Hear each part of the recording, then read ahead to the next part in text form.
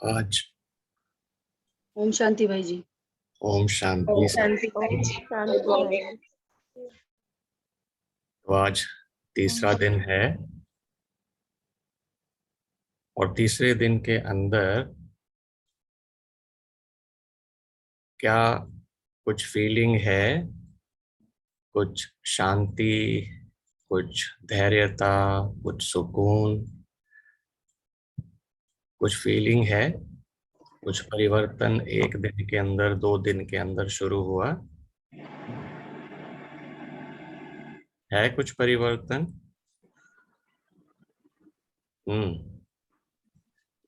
चलो, ये तो अच्छा है। कुछ थोड़ा बहुत तो जवाब आया। परिवर्तन है तभी तो आए हैं, नहीं तो क्यों आते, है ना? सीधी सी बात है। और परिवर्तन आना ये तो होना ही है, क्योंकि ये कार्य किसका है, ये ज्ञान किसका है? सबसे सर्वोत्तम सत्ता, जो सबसे पावरफुल शक्ति, उसका ये ज्ञान है। जो पूरे विश्व का भाग्य विधाता है, अगर उसका ही ज्ञान पावरफुल नहीं होगा, जिसको ज्ञान का सागर कहते, तो फिर किसका ज्ञान होगा? इसीलिए ये इस ज्ञान में आने के बाद हमारी सारी जो जिज्ञासा थी, या जो हम ढूंढ रहे थे जीवन में, कहाँ जाएं, किससे पूछें, वो यहाँ आकर समाप्त हो गई थी। आप सब भी देखेंगे, आपके जीवन के कई सारे प्रश्न यहाँ समाप्त हो जाएंगे। सिर्फ मजेदार बात क्या होती है कि जैसे कि भगवान तो सबको पढ़ाता है, जैसे स्कूल में टीचर तो एक होता है, लेकिन क्या नंबर सबके एक जैसे आते हैं? नंबर में फर्क पड़ जाता है ना। तो वो फर्क इसलिए होता है, क्या टीचर अच्छा नहीं था, या बच्चों के अंदर कुछ कमी है ना? कई बच्चे होते हैं जो आगे बैठते हैं, फर्स्ट नंबर वाले हैं, और कई होते हैं ठीक है, हो रहा है, चल रहा है। लेकिन जिसके अंदर ये धीरे धीरे स्वाभाविक तौर के अंदर जब परिवर्तन आता है, वो कहता है कि बस अब मेरा ढूंढना भटकना बंद हो गया। फिर वो और गहराई में जाता है, वो और पढ़ता है, वो और समझता है, और फिर धीरे धीरे उसकी अपनी पर्सनल जो स्थिति है वो बनती जाती है। ऐसे यहाँ पे भी होगा, क्योंकि यहाँ कोई आपको मंत्र नहीं दिया जाएगा, कोई आरतियां नहीं गाई जाएंगी, कोई ये धार्मिक सत्संग नहीं होगा। आप स्वयं को स्वयं ऊंचाई पर उठाएंगे। स्वयं का स्वयं से परिचय होगा, जो आज तक हुआ ही नहीं था। पता ही नहीं था कि मैं कौन हूँ। जब यही नहीं पता था मैं कौन हूँ, तो यही नहीं पता होगा ना कि मुझे चाहिए क्या। और जब यही नहीं पता कि वो कौन है जिसको जिससे मैं ढूंढ रहा हूँ, तो और भी प्राप्ति नहीं होती थी। लेकिन आज जब ये पता चलेगा मैं कौन, मैं किसका हूँ, जो आज चैप्टर होगा अगला, उसके अंदर मैं किसका हूं, कौन है ये सृष्टि का रचयिता। तो इससे चलने से पहले, स्टार्ट करने से पहले, हम थोड़ी सी रिवीजन कर लेते हैं जो कल की क्लास थी। जब ये रिवीजन हो जाएगी तो भले आप कोई प्रश्न हो आपके, तो आप पूछ सकते हैं। तो कल हमने ये क्लास करी, रिवीजन किया इसका आज करते, कि मैं कौन हूं। हमें इंट्रोडक्शन मिली कि मैं इस शरीर को चलाने वाली एक शक्ति हूँ, ऊर्जा हूँ, आत्मा हूँ। इतनी सूक्ष्म, इतनी महीन, इतनी छोटी, जो परमात्मा ने जानबूझकर ऐसा बनाया ताकि कोई उसके साथ छेड़खानी ना कर सके। और ये आत्मा, जैसे कि मोबाइल के अंदर एक सिम कार्ड होता है ना, तो मोबाइल भले कितना भी महंगा हो, लेकिन अगर उसमें सिम कार्ड नहीं होगा तो क्या मोबाइल चलेगा? कोई छोटा हो मोबाइल हो, बड़ा मोबाइल हो, कुछ भी हो, क्या वो चल सकता है? ऐसे ही ये आत्मा इस शरीर को चलाने वाली शक्तिशाली सिम कार्ड है, और इस सिम कार्ड के अंदर सारा कुछ भरा हुआ है। हमारे इतने जन्मों का सारा जो भी हम कर्म करते आए उसका संस्कार इसमें भरा होता है, जिसका बहुत सुंदर एग्जाम्पल आप समझ सकते कि कई लोगों को पानी से बड़ा डर लगता, कईयों को ऊंचाई से बड़ा डर लगता, कईयों को आग से बड़ा डर लगता, क्योंकि पिछले जन्म के अंदर कहीं ना कहीं कुछ ऐसा आग के साथ, पानी के साथ या ऊंचाई के साथ हादसा हुआ था जो संस्कार अंदर चला जाता। इस जन्म में हम उसी चीज से डरते हैं। तो हमें ये साइंटिफिकली जब साइंटिस्ट्स ने समझा कि ये होता क्या है, हमारी आत्मा के अंदर जो हमारे पूर्व जन्म के संस्कार होते हैं वो एक तरीके से सबकॉन्शियस की तरह रजिस्टर हो जाते हैं। आज जो हम अपना जीवन बिताते हैं ना, उसमें से 95% जो हम कर्म करते हैं, 95% हमारा सबकॉन्शियस काम करता है। ऑटोमेटिकली वो हमें कोई ना कोई डायरेक्शन देता है, ऐसे कर, ये मत कर, ये ठीक नहीं है, डरता है, गुस्सा नहीं भी चाहते आए फिर भी आता है, क्योंकि अंदर 95% की जो सबकॉन्शियस है वो काम कराती है। और 5% जो ऊपर ऊपर की कॉन्शियस है, जो हम देखते हैं रोज, जैसे कि आज ज्ञान सुन रहे हैं ना, तो ऊपर ऊपर से नॉलेज मिल रही है, बड़ा अच्छा लग रहा है, हाँ हाँ बिल्कुल सही है, अब तो मैं बिल्कुल शांत स्वरूप हूँ, शांत स्वरूप हूँ, ये कह के समझ लेते हैं। और जैसे ही मेरे सामने कोई परिस्थिति आई, अशांत करने वाला मेरे सामने आया, 1 सेकंड नहीं लगता, वो गुब्बारा जो फूला होता है ना, यहाँ से भर के जाता है, 1 सेकंड में फुस हो जाता है। क्यों? क्योंकि भाई 95% है ना, अभी तो सिर्फ 5% ऊपर ऊपर की समझ आई है। लेकिन जैसे जैसे आगे बढ़ोगे और ये राज योग सीखोगे, ये जो राजयोग हम रोज थोड़ा सा बीच में लास्ट में योग करते हैं, इस योग से क्या होता है कि धीरे धीरे जो सब कॉन्शियस है ना, जो 95% का संस्कार है, फिर हम उसके अंदर डीप चले जाते, गहराई में चले जाते, तो जो हमारी चित्त है ना, उसके अंदर परिवर्तन आ जाता है। और फिर जो हम अब सुन रहे हैं वो हम कर्म में ला सकते हैं। कहने का मतलब हमारे संस्कार बदल जाते। तो यही प्रयास जो हम सब कर रहे हैं, यहाँ पे बैठे हैं कोर्स करने के लिए, कि राजयोग, राजयोग का मतलब ही होगा हम सीखेंगे अपने कर्मेंद्रियों के ऊपर राज करना सीखेंगे, जो आज तक हम नहीं कर पा रहे थे। शांति, प्रेम, सुख, आनंद मिल ही नहीं रहा था। जानते भी हैं, कितनों को पता है कि ये चीज ठीक नहीं है, मैंने नहीं करना, लेकिन रुकता ही नहीं है, आदत बनी हुई है। लड़ाई होती है ना ऐसी, तो क्या होता है, मुझे कोई एक गाली देता है तो मैं उसको दो वापस सुनाता हूँ, दो वापस सुनाता हूँ, मुझे 4 सुनाता है, मैं सारी रात नहीं सोता, अगले दिन मैंने 8 बातें कौन सी बतानी है, पूरी रात ये सोच सोच के सुबह उठते ही 8 बातें लेकर बैठ जाता हूँ।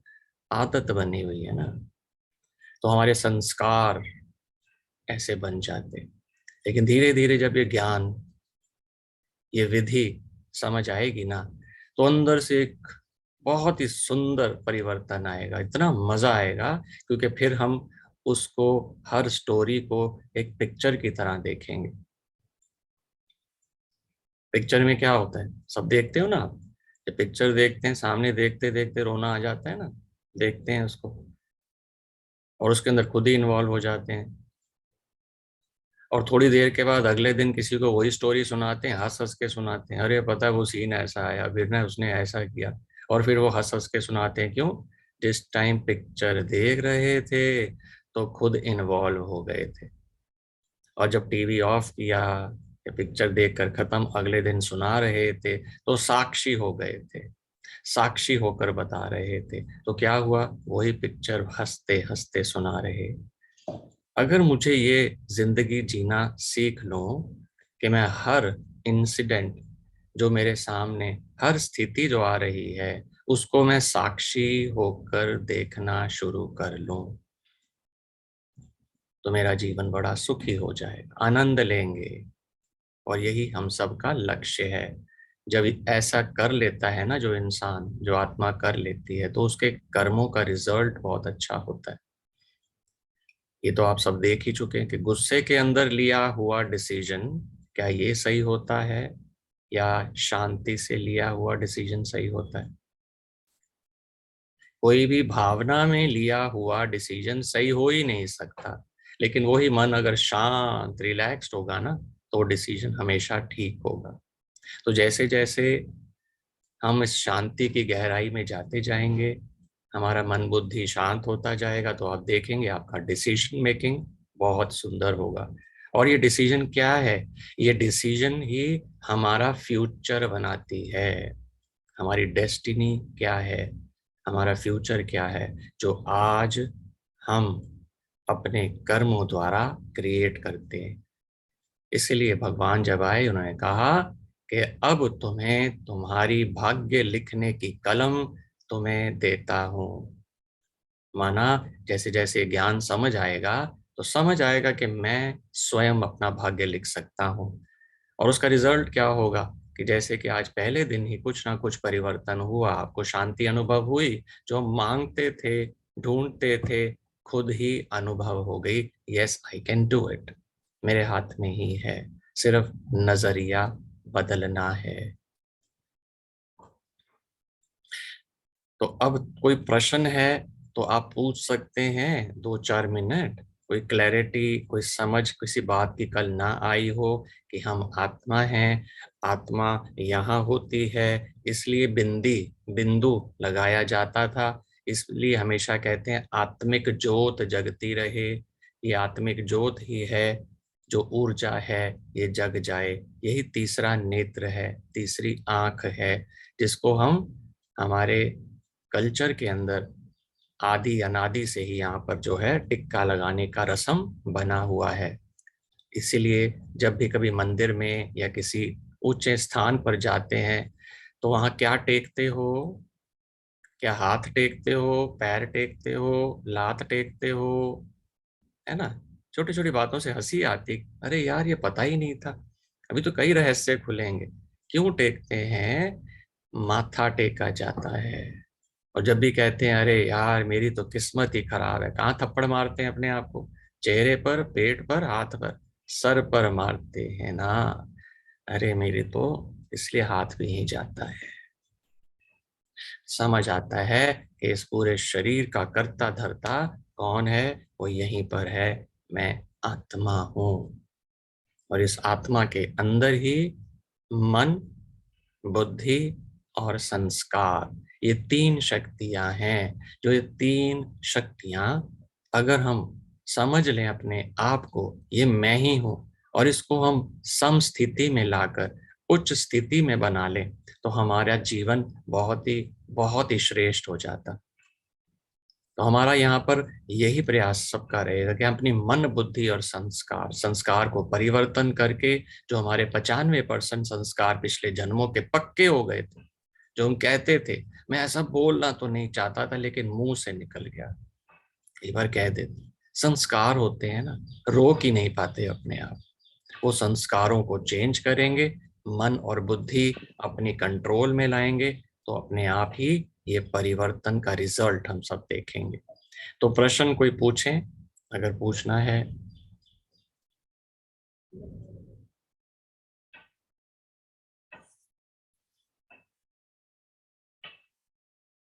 चलो, बहुत सुंदर है, कोई प्रश्न नहीं है। नए बच्चे पूछिए ना। मैं तो जब ज्ञान में आई थी मेरे पास बहुत सारा प्रश्न था। नए बच्चे पूछिए ना आप लोग। कोई है प्रश्न? ये बच्ची जब आई थी, अभी भी बच्ची ही है ये कहती है, क्योंकि बच्चे हम उसको कहते हैं जब जितनी देर पहले ज्ञान सीखा होता है ना, तो आत्मा रूपी बच्चा, है ना, कितनी देर से ज्ञान में है, तो हम उसको ऐसे ही कहते हैं कि हमारा नया जन्म होता है। जब ये ज्ञान मिलता है ना, तो हमारा एक नया जन्म होता है, जो आगे आगे आप सीखोगे और समझोगे, ये नया जन्म होता है। और जैसे कल बताया था, आप अपने आप को ऑर्डिनरी मत समझना, ये ज्ञान सबको मिलता ही नहीं है, ये मिलेगा भी नहीं। आगे समझ आएगी क्यों ऐसे शब्द क्यों कहे, होगा ही ऐसे, सच्चाई पता चलेगी, फिर आपको खुशी होगी अंदर से, एक परमात्मा की तरफ, खुदा की तरफ, भगवान की तरफ एक ग्रेटफुलनेस होगी कि मुझे भगवान ने चुना, ये ज्ञान मुझे इसीलिए मिल रहा है। तो चले, मुझे लगता है कि शायद टीचर अच्छा था कि सब कुछ समझ आ गई है ना यार, हमारे बच्चे बड़े इंटेलिजेंट हैं, उनको बहुत जल्दी एक क्लास में समझ आ गई। चलो अच्छा है। तो आज ओम शांति भाई जी। हाँ जी लेखा बहन। जी भाई जी, आत्मा जो है, आत्मा किन चीजों से बनती है? जैसे सूक्ष्म शक्तियों से होती है, सोचने की शक्ति, आंखों के द्वारा देखने, कानों के द्वारा सुनने और हाथों के द्वारा स्पर्श करने वाली होती है। तो भाई जी, जैसे आत्मा जो है वो हम यानी कि मन और बुद्धि और संस्कार से काम करती है ना? तो मेरा ये प्रश्न था कि ये आत्मा जो है शरीर के द्वारा ही होती है, तो ये कैसे करती है? जैसे मन और बुद्धि, मन तो समझ में आया कि कैसे, मन का ही बताइए मुझे। बुद्धि तो ऐसे है, संस्कार पहले से आए हुए हैं हमारे पास, मेरे को मन वाला समझ में नहीं आया भाई चलो जी। थोड़ा सा इसमें विस्तार में जाएंगे, है तो साइंटिफिक बात है, लेकिन मैं कोशिश करूंगा इसको थोड़ा सा और डिटेल में जाके क्लियर करने की साइंटिफिकली। अंग्रेजी इंग्लिश के अंदर हम कहते हैं ये जो ऊर्जा है ना, ये कॉन्शियसनेस है। कॉन्शियसनेस का मतलब ये चेतना है एक। अब इस चेतना के अंदर ही ये इनबिल्ट क्वालिटी है, महसूस करने की शक्ति, क्योंकि भगवान की बनी हुई है ना, परमात्मा की, कोई इंसान की बनी हुई तो है नहीं कि जो बहुत सिंपली आपको एक्सप्लेन कर दें कि देखो ये कंप्यूटर है, ये इसके बटन के अंदर ये जा रहा है, इसके नीचे ये पीसीबी लगा हुआ है, इसके अंदर ये स्पीकर लगा हुआ है। लेकिन परमात्मा ने जो ऊर्जा बनाई हुई है, इस ऊर्जा की अपने अंदर ही क्वालिटी है, जो वो क्वालिटी ऐसी है कि उसमें महसूस करने की एक शक्ति है। वो अपने आप ही महसूस करते हुए ये सारे कर्म कर सकती है, जैसे सोच सकती है। महसूस करेगी तो फटाफट अंदर से सोचेगी भी ना, और सोचती है, और सोचने के बाद फिर एक अंदर ही एक शक्ति है, जैसे कि आपने किसी ने सुना होगा, या कंप्यूटर्स में या मोबाइल में भी एक प्रोसेसर होता है। पूरा कंप्यूटर इतना बड़ा, इतना महंगा, लेकिन सबसे इम्पोर्टेंट जो उसका पार्ट है वो एक प्रोसेसर होता है। प्रोसेसर का क्या काम होता है कि उसके पास अलग अलग जगह से इंफॉर्मेशन आती है, और फिर वो उसको प्रोसेस करता है, और प्रोसेस करके फिर वो बाहर जाता है, आउटपुट के अंदर निकलता है जवाब। ऐसे ही ये भगवान का क्रिएटेड प्रोसेसर है, जिसके अंदर सारी इंफॉर्मेशन जाती है, और फिर ये प्रोसेसर बुद्धि के रूप में उसका रिजल्ट निकालता है। अब ये बात तो हो गई साइंटिफिक, अब आपको इसकी बायोलॉजिकल बात समझाते हैं। हमारे शरीर के अंदर जो ये आत्मा है, जो ऊर्जा है, ये कहाँ बैठती है? हमारे हाइपोथैलेमस ग्लैंड के अंदर। हाइपोथैलेमस ग्लैंड ये पूरे शरीर को एक तरीके से जैसे कि एक ऊर्जा सप्लाई करता है। इसको एंडोक्राइन ग्लैंड कहते हैं, जो पूरे शरीर को डेवलप करता है न्यूरॉन्स के थ्रू, जिसके अंदर न्यूरॉन्स के थ्रू सिग्नल पूरे शरीर में जाते हैं। ऊर्जा क्या करती है? एनर्जी निकालती है, ऊर्जा निकालती है, और शरीर के अंदर जो न्यूरॉन्स हैं उसके द्वारा ये पूरे शरीर के अंदर जो इंफॉर्मेशन देनी है वो सप्लाई करती है। जैसे कि कल भी बताया ना कि अगर कोई चोट लगती है पैर में, या कोई भी व्याधि हमें आती है, तो क्या होता है? फट से एक मैसेज जाता है सोल को, आत्मा को, कि कुछ हुआ है। तो इमीडिएटली जैसे दर्द होती है तो इंफॉर्मेशन मिली, आए दर्द हो रही है, तो इमीडिएटली आत्मा एक न्यूरॉन के थ्रू, इम्पल्सिस के थ्रू जवाब देती है। मन के अंदर प्रोसेसर काम करता है कि यहाँ दवाई लगाओ, यहाँ पट्टी लगाओ, फिर वो पट्टी लगाई जाती है। लेकिन ये जो प्रोसीजर है इतना फास्ट होता है, इसमें इतना सेकंड का भी गैप नहीं होता, क्योंकि न्यूरॉन्स के थ्रू चल रहा है। तो लगता है कि शायद ये हम ही सब कुछ एक ही सेकंड में सोच रहे हैं, कर रहे हैं। लेकिन एक्चुअली क्या होता है कि आत्मा ऑर्डर देती है शरीर को और वो करती है। जैसे कि मेरा हाथ मैंने आगे किया, ये मैं नहीं कर रहा, ये आत्मा मतलब इस हाथ को आगे कर रही। हाथ खुद आगे नहीं जा रहा, आत्मा करा रही है। इसका बहुत सुंदर उदाहरण, जब कोई ऑपरेशन करना होता है तो डॉक्टर्स क्या करते हैं, आत्मा को जो न्यूरॉन सप्लाई करता है, सिग्नल सप्लाई करता है, उसको एनेस्थीसिया दे देते हैं ताकि कोई मैसेज जाए ही ना। तो आप भले काटो पीटो कुछ भी करो, वो कुछ भी उसको असर नहीं होता है। जैसे भाई जी की कल रात में सो रही थी तो किसी ने एसी चला दिया था, लेकिन मैंने चादर कब ओढ़ा ये मुझे पता नहीं। सुबह देखा तो मैंने चादर ओढ़ा हुआ था। तो इसका मतलब आत्मा जो है वो हैंड लगी उसको, डायरेक्शन आत्मा ने डायरेक्शन दिया शरीर को कवर कर लो। बहुत सिंपल है।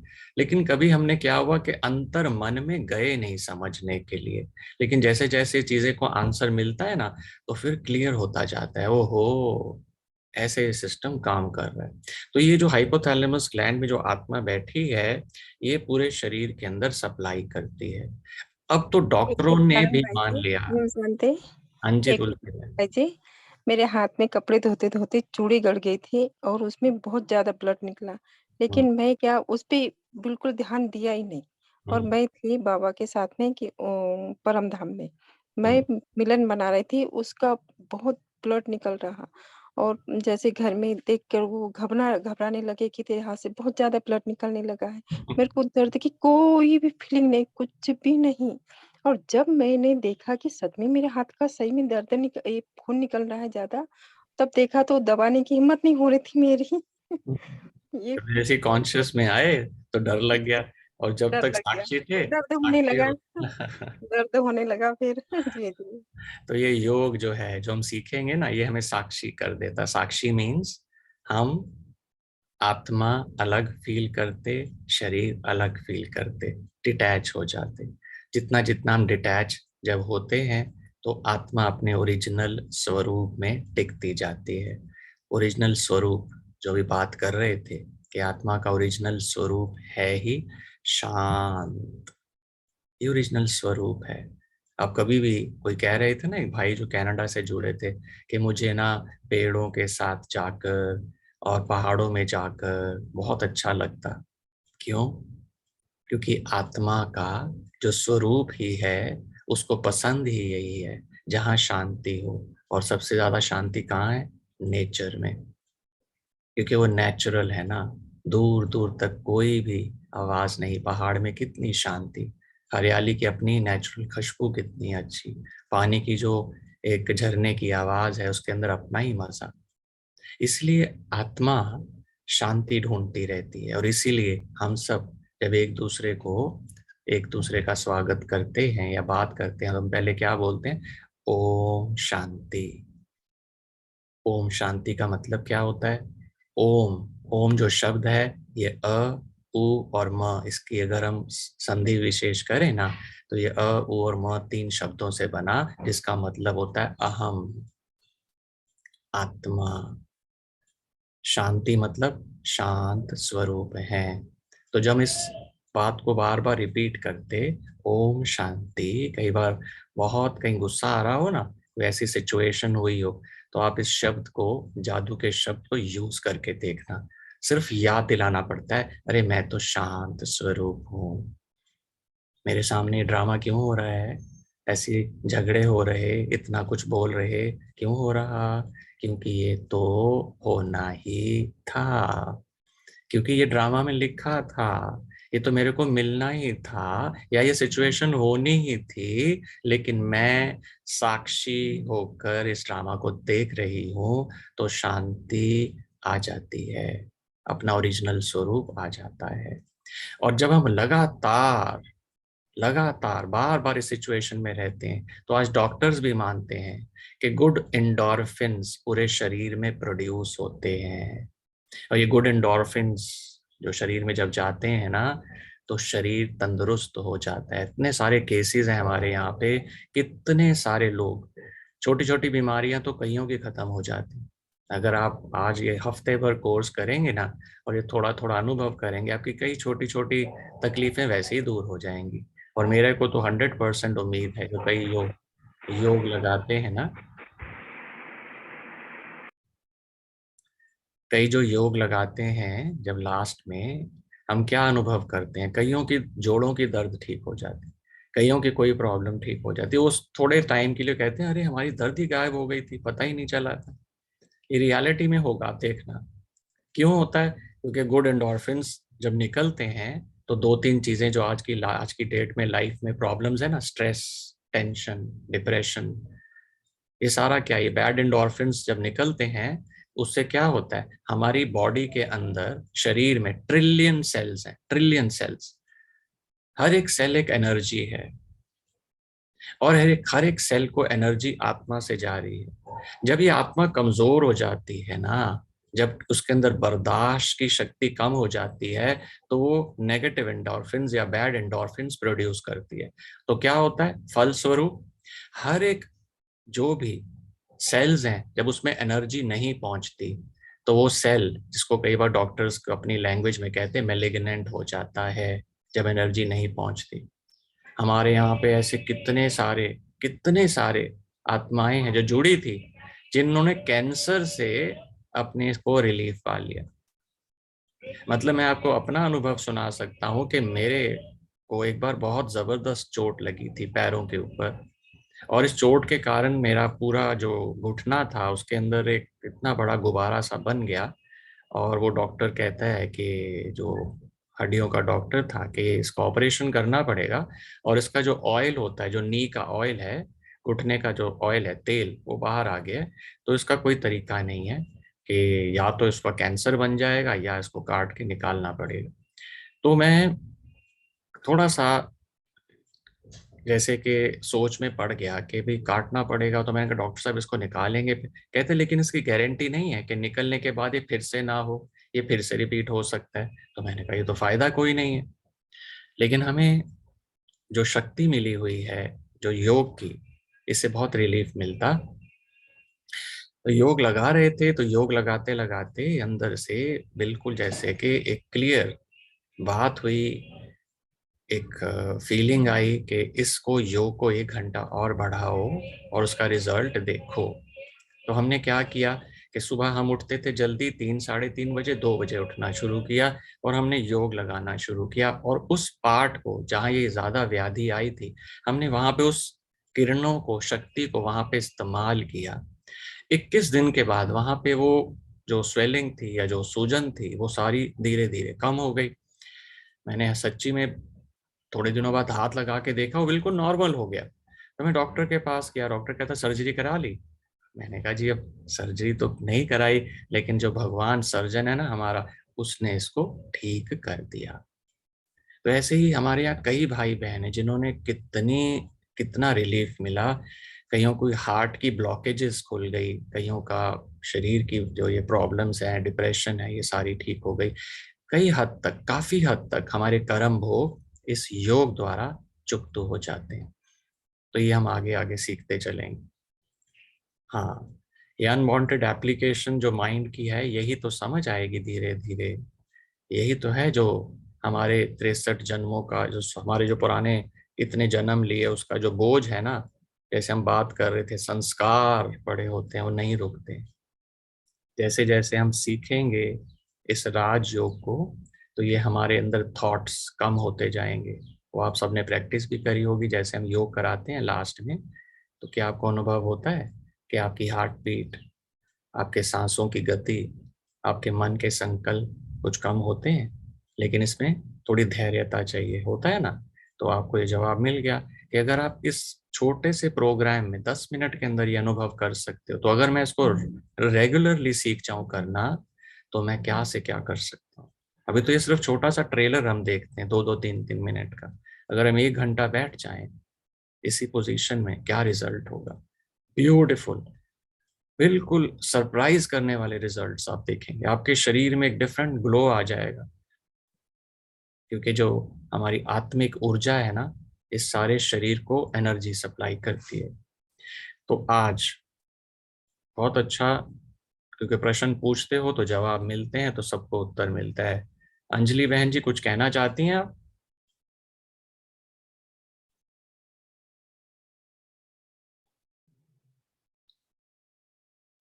दो के हाथ खड़े हुए हैं, एक शीतल बहन का, एक अंजलि बहन का।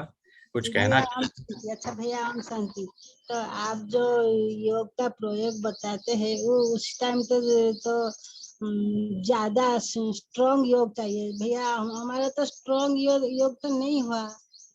स्ट्रॉन्ग योग कैसे होगा बहन जी? अगर आज पहले दिन ही किसी को कह दें, नए नए आदमी को, कि देख भाई ये पार्क है, इस पार्क के तूने 20 चक्कर लगाने हैं, वो तो पहले ही बेहोश हो जाएगा।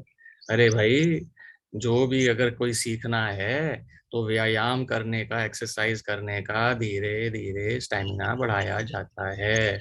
तो उसका प्रोसीजर है, और फिर उसके लिए डाइट कुछ लेनी पड़ती है, कुछ खान पान ऐसी करनी पड़ती है, कुछ अपने पूरे दिनचर्या बनानी पड़ती है। अगर आपने डीप डीप योग लगाना है और गहराई में जाना है, वही तो सीख रहे हैं यहाँ पे कि क्या करना है, ऐसे कैसे होगा।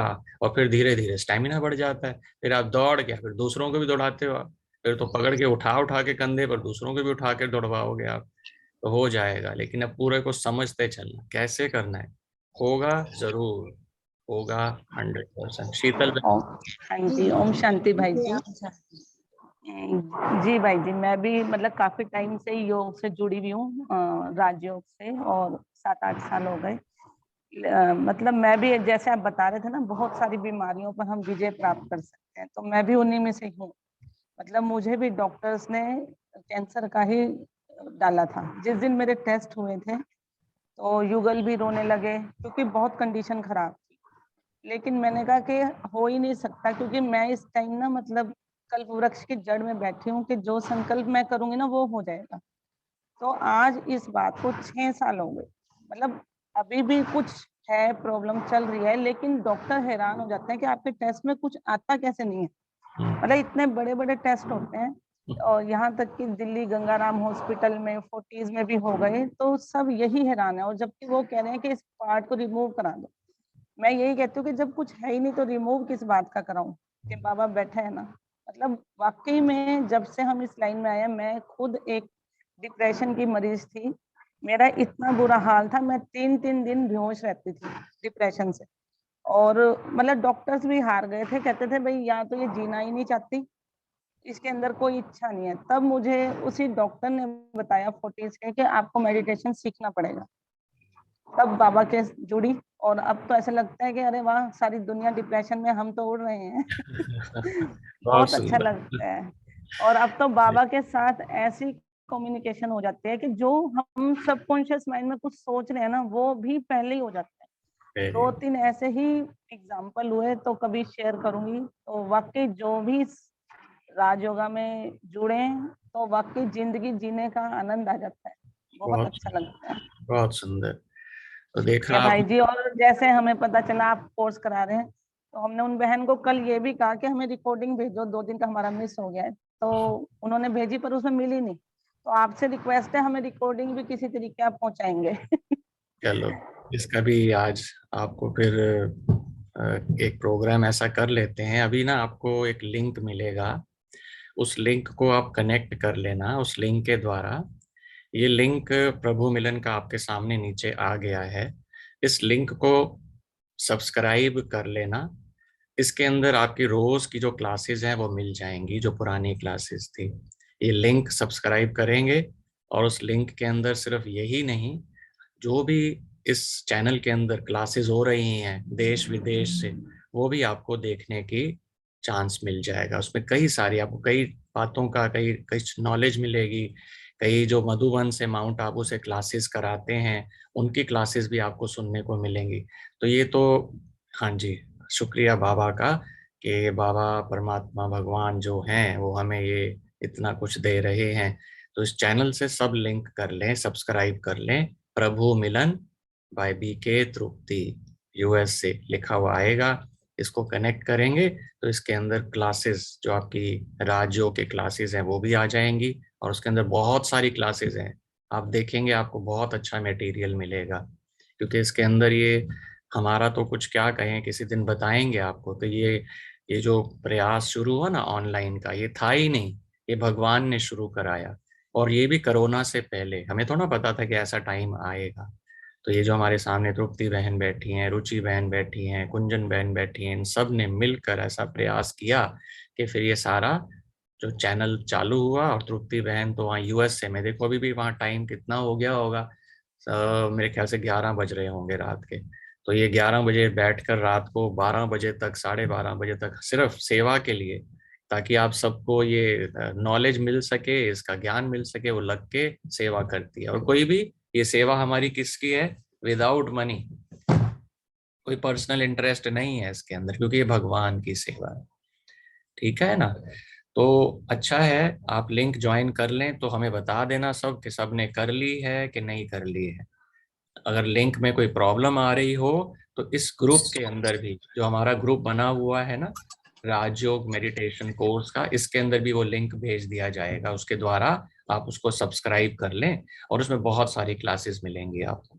ठीक है, तो चलते हैं और आगे की तरफ बढ़ें, क्योंकि ओम आज शांति।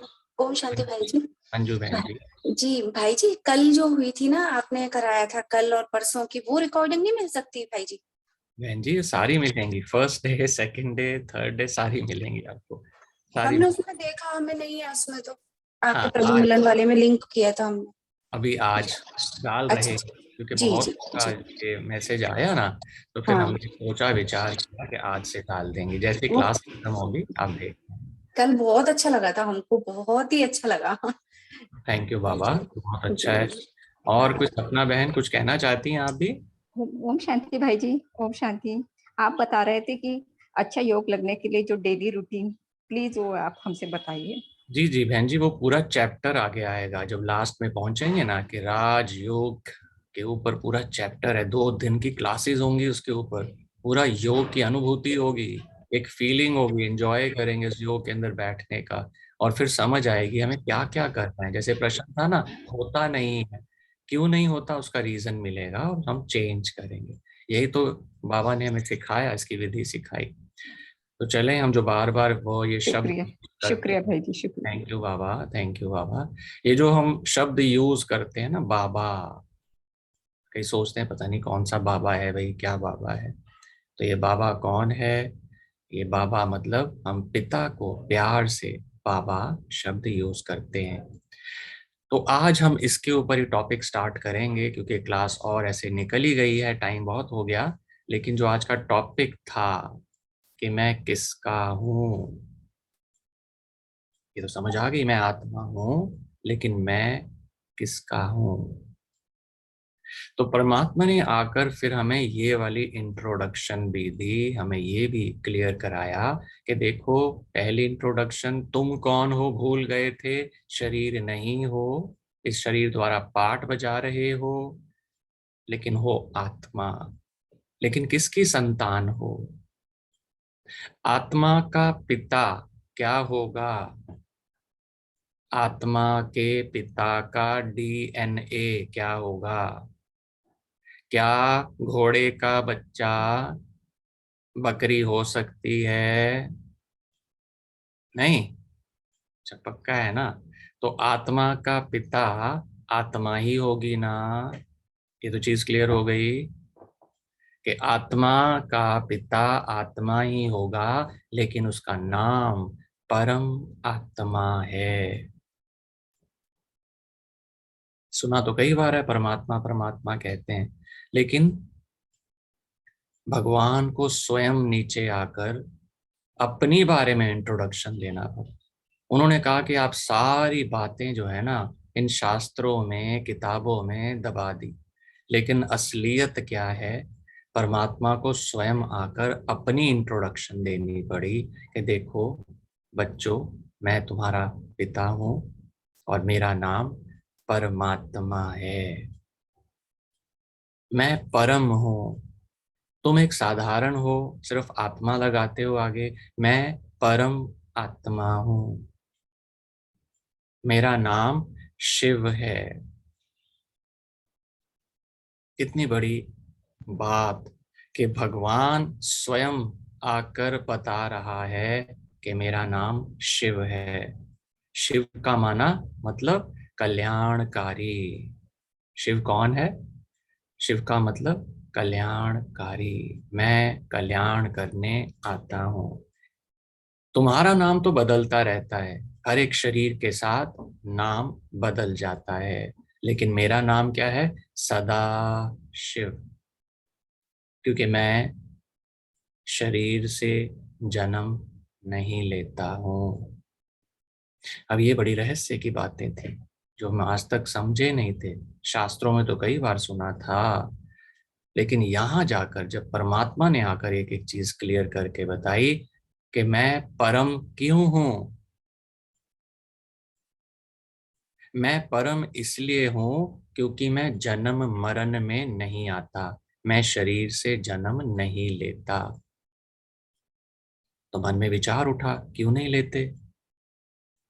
तो फिर परमात्मा ने क्लियर करके बताया कि देखो बच्चों, कि ये सृष्टि का जो नियम बना हुआ है, नियम अनुसार जब आप एक शरीर से जन्म लेंगे शरीर के अंदर, तो उस शरीर के जो भोगना भोगेंगे, जो कर्म करेंगे, उस कर्मों द्वारा वो शरीर की भोगना भी मिलेगी। तो तुम उस भोगना में फंस जाओगे। लेकिन अगर मैंने भी जन्म ले लिया, क्योंकि नियम तो सब पे लागू होगा, तो मुझे भी भोगना पड़ेगा। लेकिन मेरा तो नाम ही है अभोगता। मैं तो भोगता ही नहीं हूं। कितनी बढ़िया बात। अरे भगवान क्यों नहीं जन्म लेते? आप तो भगवान हो, आप तो ये हो। कहते नियम थोड़ा तोड़ दूंगा मैं, ये तो नियम है। ये जब नियम मैंने बनाया कि मैं तुम अगला जन्म लोगे, पिछला जन्म भूल जाओगे, ये नियम बना हुआ सबके लिए, तो भगवान कहते मेरे लिए भी होगा। अगर मैं जन्म ले लेता और मैं जन्म लेकर पिछला जन्म भूल जाता, तो तुमको ज्ञान कौन देता? मैं तो ज्ञान का सागर हूं। अगर मैं अगला जन्म ले लूंगा तो पिछला जन्म भूल जाऊंगा, तो ये सारा ज्ञान कौन देगा कि ये सृष्टि चलती कैसे है, इस सृष्टि की लाइफ कितनी है, ये कर्म योग की फिलॉसफी क्या है, ये राजयोग क्या होता है, ये सृष्टि चक्र क्या होता है, ये तीन लोक कौन से होते हैं, मैं कहाँ से आता हूँ, तुम्हारा घर एक्चुअली कौन सा है, ये कौन देता ज्ञान अगर मैं ही भूल जाता? इसलिए मैं अजन्मा हूं। ये सारी बातें सुनी हुई ना भगवान के बारे में, कि परमात्मा अजन्मा, अभोक्ता, निर्भय, निर्वैर, ज्ञान का, प्रेम का, आनंद का सागर है। ये सारे नाम इसलिए दिए गए। इसीलिए यहाँ आकर फिर परमात्मा ने अपना इंट्रोडक्शन दिया कि मैं परम आत्मा हूं, क्योंकि मैं इन सब से अलग हूं, पार हूं। मैं इस नियम को इंटरफेयर नहीं कर सकता। तो फिर भगवान को बोला, भगवान तेरा फायदा क्या है? जब तू कुछ कर ही नहीं सकता तो तेरे को क्यों याद करें? जब जो कुछ होना है मेरे कर्मों के हिसाब से ही होना है, तो तेरी जरूरत क्या है भगवान? फिर परमात्मा ने कहा, नहीं, मैं दो चीजें देता हूं आपको। परमात्मा हमें दो चीजें देता है। एक तो ज्ञान, समझ। हमें पता ही नहीं था कि मैं कौन, ये सारा चक्र क्यों चल रहा है, ये मेरे साथ ऐसा क्यों हो रहा है। और दूसरा, इस ज्ञान पे चलने के लिए भगवान हमें शक्ति देता है। ये हम समझेंगे जैसे जैसे आगे चलेंगे। ये दो चीजें हमें मिलती। तो परमात्मा ने अपने बारे में बताया कि देखो, मैं परम हूँ, मेरा नाम शिव है, मेरा भी साइज बिल्कुल तुम्हारे जैसा, मैं भी ज्योतिर्बिंदु हूँ, इसलिए मेरा नाम ज्योतिर्लिंग कहा जाता है। मुझे सारे ही पूजते हैं, बाकी सब देवी देवताएं हैं, लेकिन मैं एक परमात्मा हूँ। ब्रह्मा देवताय नमः, विष्णु देवताय नमः, लेकिन शिव परमात्माय नमः कहा जाता है ना। ऐसे सुना हो आप सबने। बाकी सब देवी देवता हैं, लेकिन परम आत्मा एक है। लेकिन बात तो सारी ये आई कि हमने सोचा कि ये क्या मतलब हुआ कि सिर्फ हमारा ही भगवान शिव एक है, ये जो क्रिश्चियंस हैं ये भगवान दूसरा है, मुसलमानों का भगवान अलग है, बुद्धिस्ट जो है, बुद्धि जो फॉलो करते हैं बुद्धिज्म, उनका भगवान अलग है। फिर तो बड़ा मुश्किल हो जाए, ऊपर लड़ाई होती होगी ना कि मैं जाऊंगा, मैं भगवान हूँ, मैं भगवान हूँ, है ना। तो कई बार विचार आता था कि ये जो बोल रहे हैं ये भगवान गलत हैं सारे क्या। और हमारे यहाँ तो बहुत ही मजा आता है हिंदू धर्म के अंदर। तो सोमवार को शिव जी को पूजते, मंगलवार को हनुमान जी को पूजते, बुधवार को किसको पूजते। कई बार होता है ना, बुलाएं किसको, ऊपर झगड़ा हो जाए, मैं जा रहा हूँ नीचे भाई, मैं जा रहा हूँ नीचे, ऐसा होता होगा। कई बार कंफ्यूजन भी हो जाती थी किसको याद करें भाई, आज तो ये वाली परेशानी आ गई, आज इसके मंत्र पढ़ लेते हैं, कल यही तो कर रहे हैं आज की डेट में, हो क्या रहा है। तभी भगवान ने आकर फिर ये हमारी बुद्धि को खोला, तीसरा नेत्र, तीसरी आंख खोली। अरे भाई भगवान कहते जरा सोचो, विचार करो, ऐसा हो सकता है कितने भगवान। फिर भगवान ने और गहराई में नई नई बातें बताई। अरे ध्यान से सुनो कि ये क्या कहते हैं, इब्राहिम क्या कहता है, इस्लाम धर्म क्या कहता है, वो भी यही कहते हैं कि परमात्मा या वो खुदा कहते हैं, जो खुद नीचे आता है वो नूरे अल्लाह है। अल्लाह है, खुदा है, लेकिन नूर है, लाइट है। वो खुद कह रहे हैं वो प्रकाश है।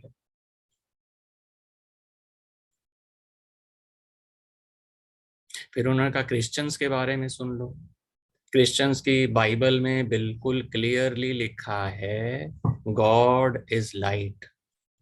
जब मोसेस माउंट सिनाई पर ऊपर गया था, जहां से उसको 10 कमांडमेंट्स मिली, जहां पूरा बाइबल का ज्ञान उसने उसमें लिखा, उसमें उसने क्लियरली लिखा कि मुझे प्रकाश ही प्रकाश नजर आया, और उसमें भगवान स्वयं उसमें से निकले और उन्होंने कहा कि मैं प्रकाश हूँ, लाइट हूँ, और उसमें लिखा है गॉड इज लाइट।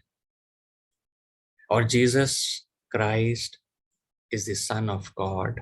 क्रिश्चियंस खुद कहते हैं, आज चर्च में जाओ मोमबत्ती जलाते हैं, एक बड़ी मोमबत्ती भगवान की याद में और छोटी छोटी मोमबत्तियां अपनी याद में, कि हम सब एक प्रकाश ज्योति रूप आत्मा है।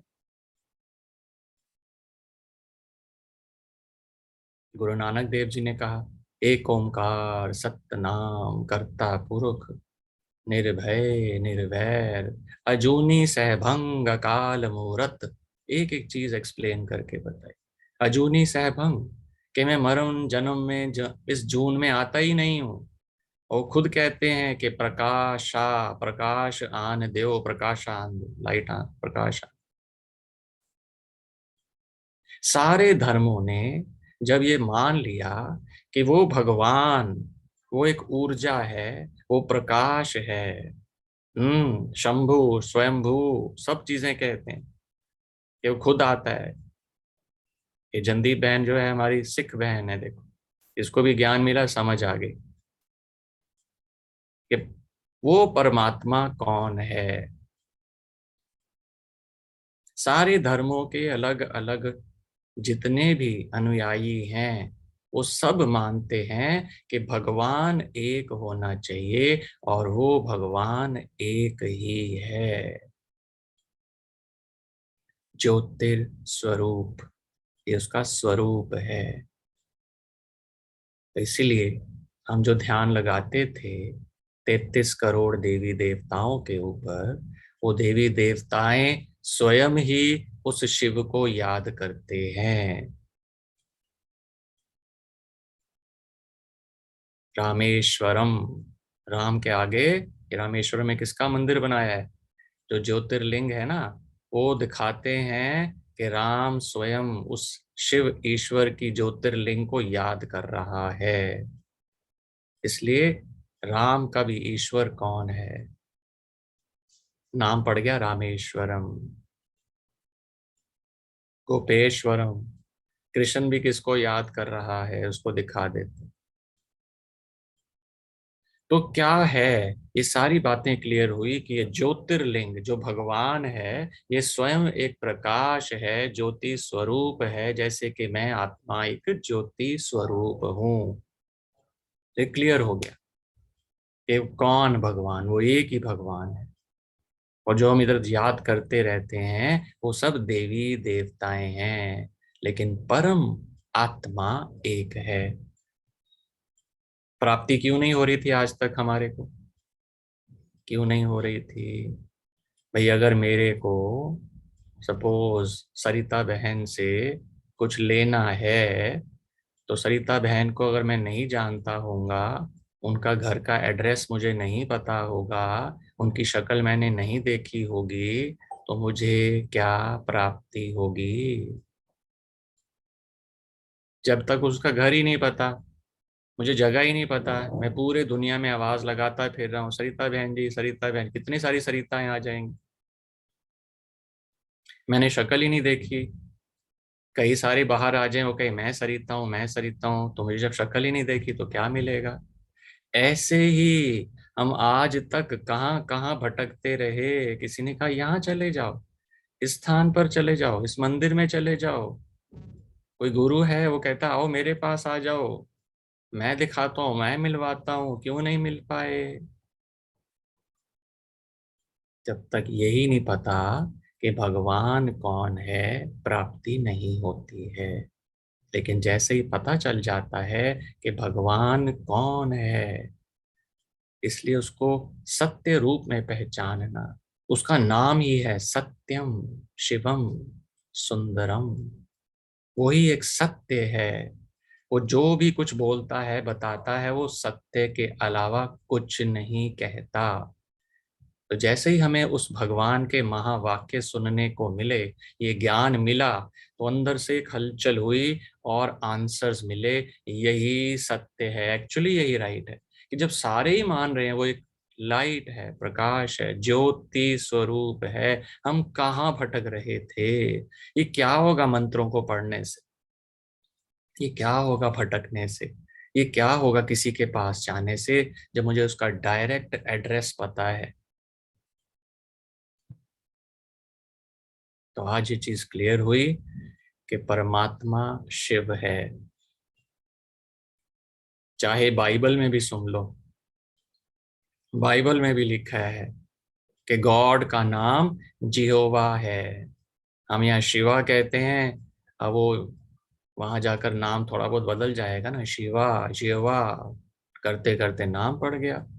हमने कहा यहाँ पे क्रिश्चियन है, वहां उन्होंने धर्म रख दिया क्रिश्चियन है। मुस्लिम्स ने भी ऐसे ही किया। ये सारी चीजें किसी दिन डीप में जाएंगे तो रिलीजन्स को भी क्लियर करके समझेंगे। लेकिन आज ये एक बात समझ आ गई कि हाँ, वो भगवान एक है। इसीलिए यहाँ बात होती है स्पिरिचुअलिटी की, अध्यात्म की। यहाँ रिलीजन की बात नहीं होती, क्योंकि परमात्मा एक स्पिरिट है, ज्योतिर्बिंदु, प्रकाश स्वरूप आत्मा है। जैसे कि हम भी एक आत्मा है, शरीर नहीं है। इसलिए स्पिरिचुअलिटी का मतलब स्टडी ऑफ स्पिरिट, माना आत्मा का समझ। तो यहाँ पे भगवान ने आकर फिर एक एक चीज क्लियर करी कि देखो, तुम आत्मा हो, मैं तुम्हारा पिता परमात्मा हूं, और मैं ज्ञान का, प्रेम का, आनंद का, शक्ति का, गुणों का, सबका सागर हूं। मैं भी ऊर्जा हूं, वो भी ऊर्जा है, लेकिन वो अनंत ऊर्जा है, इतनी पावरफुल ऊर्जा है कि जैसे ही हम उसको टच करते हैं ना, उसके अंदर से करंट हमारे अंदर आता है। यही योग है जो हम सीखें। सूरज से जितनी मर्जी निकाल लो आग, वो खत्म होगा? वो अकेला कितनी दूर बैठा है, और वहां से कितनी दूर दूर तक सबको, जिसके आसपास जहां भी वहां जाती है, चारों तरफ लाइट दे रहा है, अनंत किरणें। देखो, दे शिवा वर मोहे, बिल्कुल क्लियरली लिखा है उसके अंदर। गुरु गोविंद सिंह जी ने खुद कहते हैं शिव को ही उपासना करते। लेकिन ये बातें बाद में क्लियर हुई ना, हमें समझ आई, पहले तो हमें भी नहीं पता था। जैसे जैसे भगवान ने ये ज्ञान दिया तो समझ आई किसको ध्यान लगाना है, किसको याद करना है। वो ज्योतिर्लिंग कौन है, वो प्रकाश, वो अनंत प्रकाश, वो सर्वोत्तम सत्ता कौन सी है जिसकी याद से हमें प्राप्ति होती है।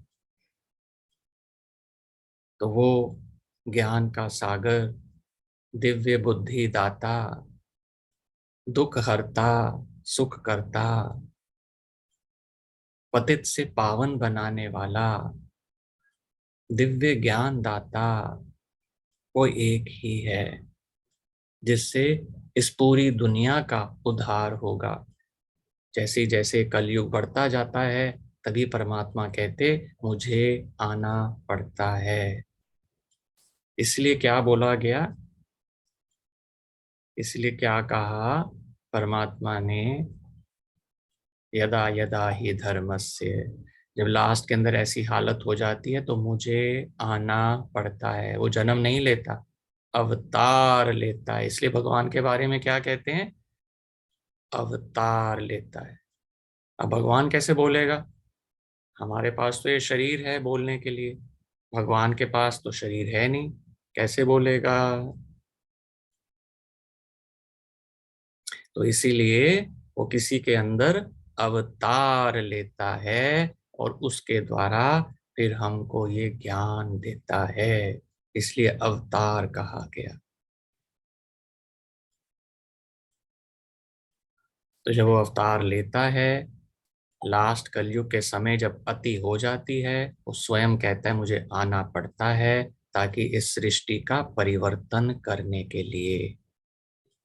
ये सृष्टि का परिवर्तन होने का समय आ गया है, कलयुग की अति हो रही है और अब समय परिवर्तन होगा, पूरी सृष्टि परिवर्तन होगी जिसको कोई मनुष्य नहीं कर सकता। इसलिए परमात्मा कहते हैं मेरा भी रोल बंधा हुआ है, पार्ट इस ड्रामा में बंधा हुआ है। वो आते हैं तो सृष्टि की परिवर्तन होती है। तो ये समझ आ गया कि सारे धर्म किसको याद करते हैं, परमात्मा कोई अलग अलग है, भगवान अलग है, गॉड अलग है, नहीं, वो एक ही है, वो एक ही है। उस एक परमात्मा को याद करना और उसको ध्यान जैसे ही लगाते हैं हमें समझ आ गई मैं आत्मा भी एक ऊर्जा हूँ, एनर्जी हूँ। एनर्जी की एक फ्रीक्वेंसी होती है और ऊपर भी एक फ्रीक्वेंसी है, परमात्मा की अपनी फ्रीक्वेंसी है, लेकिन उसकी हायर फ्रीक्वेंसी है क्योंकि बिल्कुल प्योर है, शुद्ध है, उसमें कोई ऐसा संकल्प ही नहीं है, कोई नेगेटिविटी है ही नहीं, क्योंकि उसने कोई अब भोग ऐसा भोगना भोगी ही नहीं, वो सत्य है, उसकी अलग ही फ्रीक्वेंसी है। तो जैसे ही हम ये योग करना सीखेंगे, ये प्रोसीजर सीखेंगे, तो वहां से वो वाइब्रेशंस कैच करेंगे और जीवन के अंदर परिवर्तन आएगा। ये ही हमारे को ज्ञान का सारा सत्य यहाँ पर मिला। तो अभी एक छोटी सी फिल्म देखेंगे कि जो भगवान के बारे में परिचय देगी, ताकि कल फिर आगे इसको बढ़ाएंगे। 9 बज रहे हैं, मैं नहीं चाहता कि लोगों सबका समय खराब होता है, किसी ने ऑफिस जाना है, कार्य पर जाना है। तो वो देख लेते हैं छोटा सा वीडियो 5 मिनट का।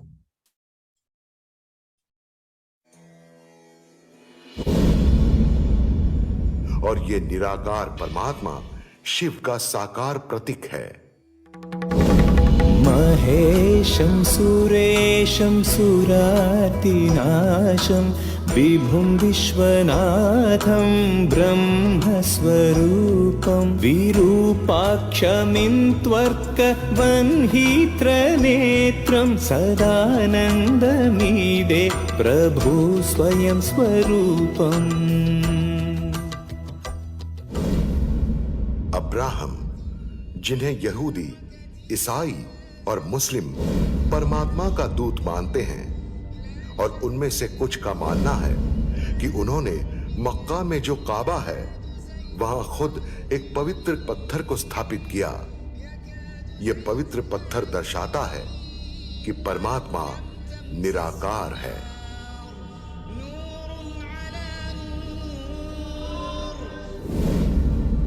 मोसेस को भी झाड़ियों में ज्योति रूप परमात्मा का साक्षात्कार हुआ था।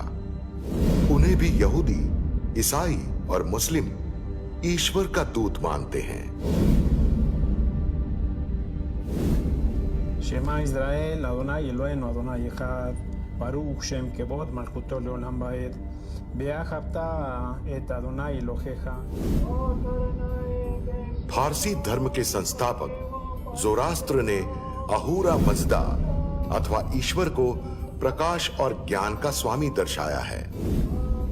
इसलिए पारसियों ने अग्नि को अपना केंद्र चिन्ह माना है, उस परमात्मा का मौलिक प्रतीक जो प्रकाश और ऊर्जा है।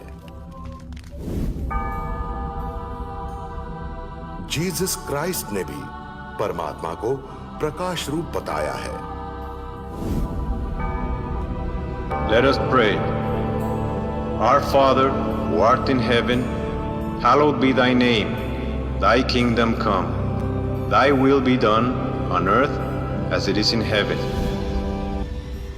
बाइबल में भी लिखा है कि परमात्मा प्रकाश है।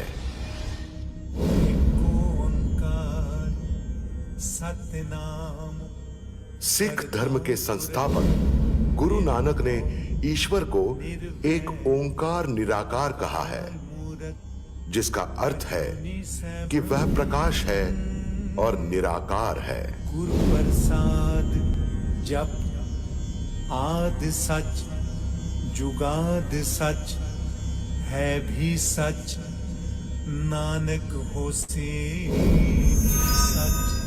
प्रायः सभी धर्मों और आध्यात्मिक साधनों में अग्नि अथवा प्रकाश को ईश्वर का प्रतीक मानते हैं।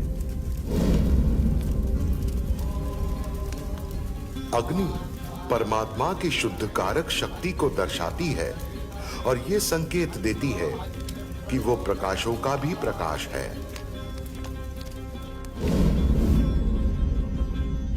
बौद्ध धर्म धम्मपद में कहा गया है, बुद्ध का तेज लगातार चमक रहा है।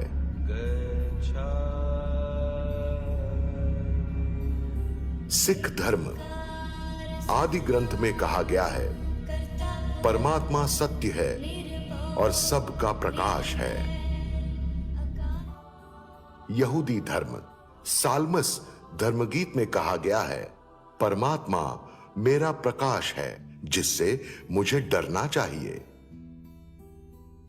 ताओ धर्म परमात्मा प्रकाश में ऋषि हैं जो सभी की सेवा करता है। हिंदू धर्म में वे सभी देवों के भी ईश्वर हैं। ब्रह्मा, विष्णु और शंकर के रचयिता होने के कारण वे त्रिमूर्ति शिव या त्र्यंबकेश्वर नाम से जाने जाते हैं। राम के ईश्वर होने के कारण वे रामेश्वर और कृष्ण के ईश्वर होने के कारण गोपेश्वर कहे जाते हैं।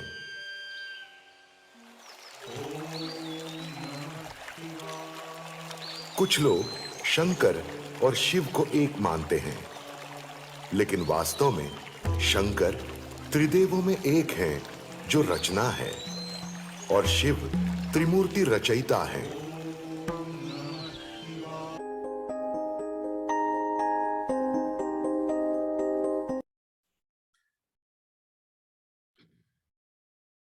तो ये छोटा सा वीडियो भी जिसमें देखा आपने सबने कितने क्लियरली हर एक धर्म वाले परमात्मा को प्रकाश, लाइट या अग्नि के रूप में मान्यता देते हैं, मानते हैं। तो चलते हैं थोड़ी देर के लिए, 2-3 मिनट के लिए अशरीरी होकर बैठ जाएं। अब तो सबने पहचान ही लिया कि मैं कौन हूं, तो अपने ओरिजिनल स्वरूप में 2 मिनट के लिए बैठें। एकदम रिलैक्स, सीधे होकर बैठ जाएं। थोड़ी देर के लिए सारा ध्यान बाहर की सारी बातों से हटाकर अपनी भ्रिकुटी के अंदर ले आते हैं।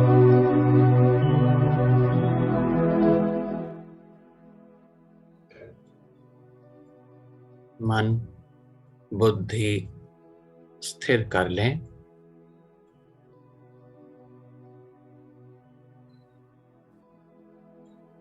शरीर भी एकदम रिलैक्स्ड, स्थिर। अपनी ओरिजिनल स्वरूप में दिख जाते देखें। मैं इन आंखों के पीछे, इस प्रकृति के बीच पॉइंट ऑफ लाइट,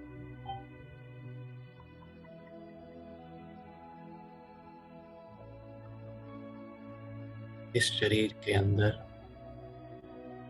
एक बहुत ही सूक्ष्म प्रकाशमय ज्योतिर्बिंदी आत्मा,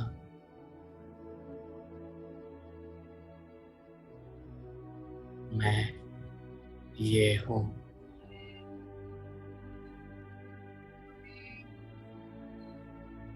मुझे आज मेरे पिता का परिचय मिल गया।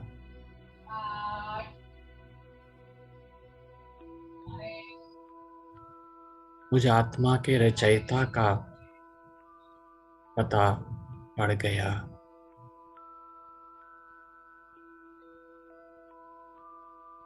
मैं उस सर्वोत्तम सत्ता की संतान हूं।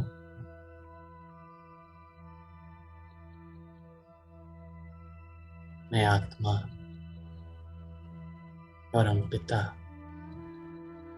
परमात्मा शिव की संतान हूं।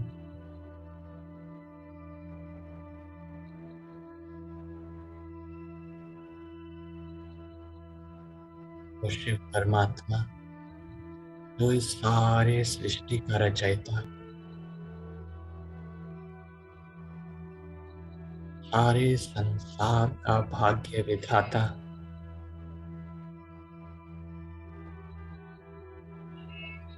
वो मेरा पिता है।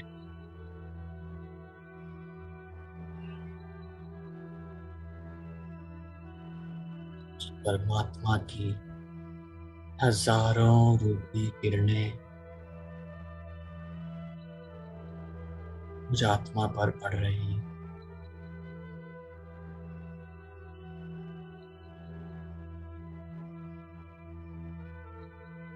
परमात्मा की अनंत किरणें मुझ आत्मा के कोने कोने में समाती जा रही।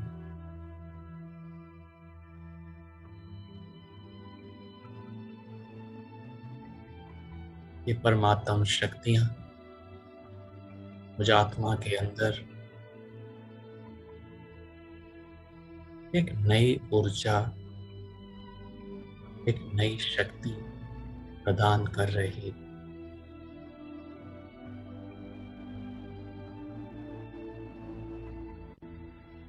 मैं आत्मा शक्तिशाली बनती जा रही है।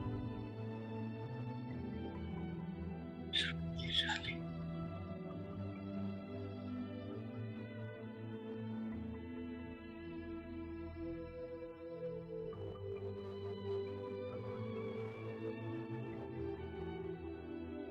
ये सारे कमजोर संकल्प, सारी समस्याएं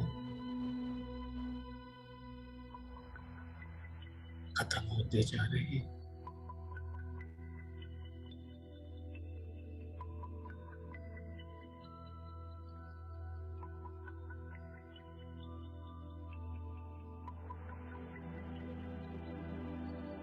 मैं शांति के सागर की संतान, शांत स्वरूप आत्मा,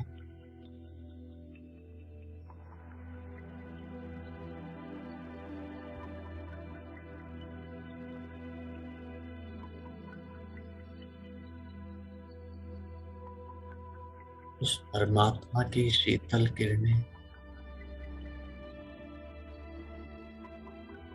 मेरे मन और बुद्धि को एकदम शीतल करती जा रही है।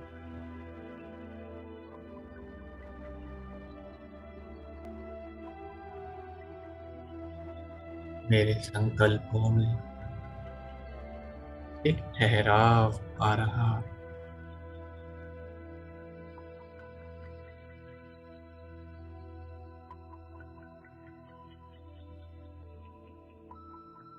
धीरे धीरे मेरा शरीर भी शीतल होता जा रहा।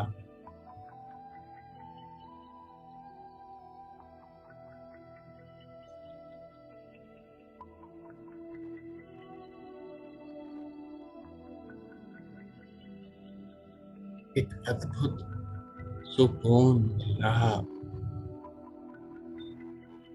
मेरे जन्म जन्म की थकावट दूर होती जा रही।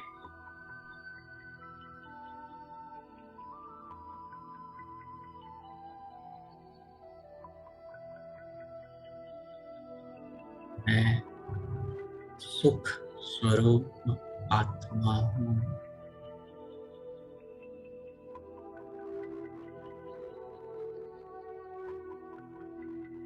दुख हरता सुख करता की संतान हूँ।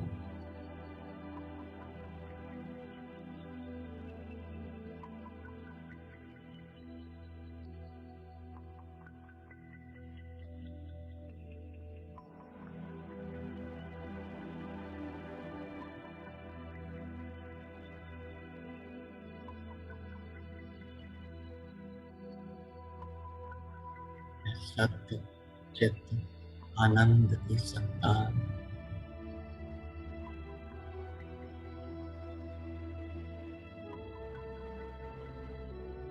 आनंद से भरपूर।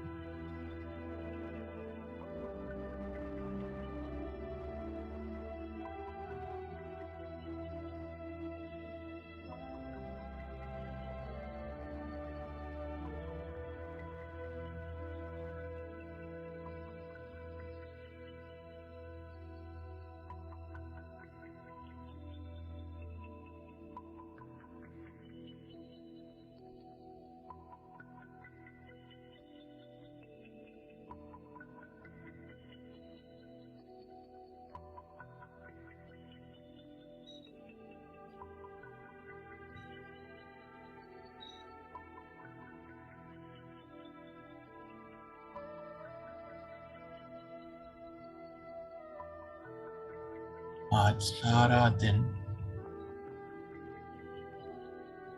इस आनंद के इस सुख की अनुभूति में पूरा दिन बिताएंगे।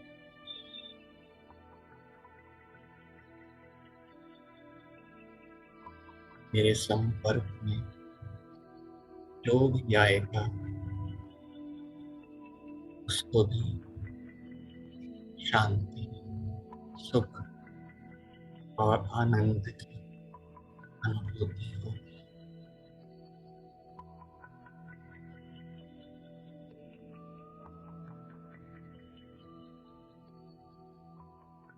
ओम शांति। ओम शांति। ओम